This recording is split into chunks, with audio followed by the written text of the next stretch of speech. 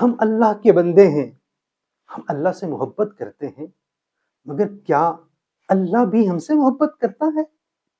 قرآن کریم اس سوال کا جواب ہمیں دیتا ہے۔ ارشاد باری تعالیٰ ہے کہ ان اللہ یحب المتقین، کہ اللہ تعالیٰ متقین لوگوں سے محبت کرتا ہے۔ ایک مقام پر فرمایا واللہ یحب الصابرین، کہ اللہ صبر کرنے والوں کو پسند کرتا ہے۔ ان اللہ یحب المحسنین، اللہ احسان کرنے والوں کو پسند کرتا ہے۔ ان اللہ یحب التوابین ویحب المتطہرین، اللہ توبہ کرنے والوں اور پاک صاف رہنے والوں کو پسند کرتا ہے۔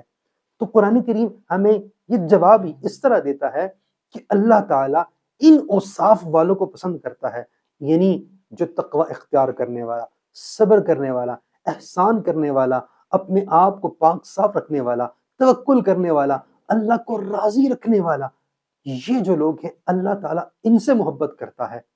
تو معلوم ہوا کہ اگر ہم نے ان لوگوں میں شامل ہونا ہے جن سے اللہ محبت کرتا ہے، تو پھر وہ صفات اپنے اندر پیدا کرنی ہوں گی کہ جن سے اللہ محبت کرتا ہے۔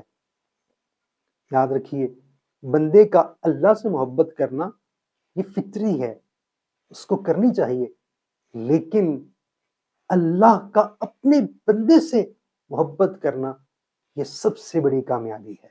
فلا يتدبرون القرآن